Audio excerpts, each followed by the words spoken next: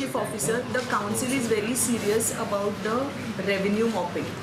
And the council has instructed, and I have instructed the chief officer that the thrust of action should be on revenue and on the garbage. Yesterday he has started the revenue drive.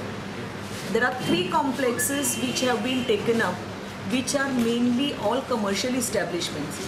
So I have told him that you first take this to a logical conclusion, because just by taking these 3 complexes, I think we will mop up a revenue of at least about 3 crores and maybe above. Yes.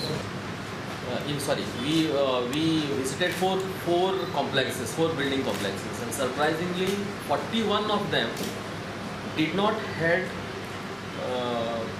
ready to show us the documents which we were seeking for. Mostly are these financial institutions, banks, malls,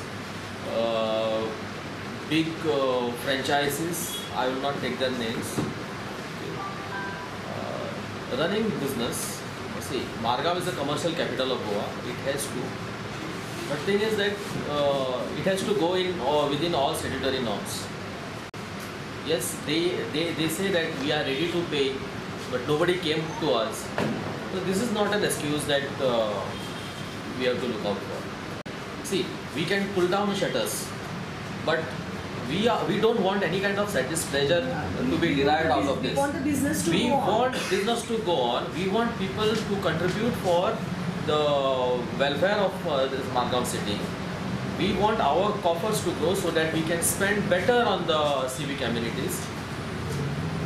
And yes, this is how the taxation system is built on.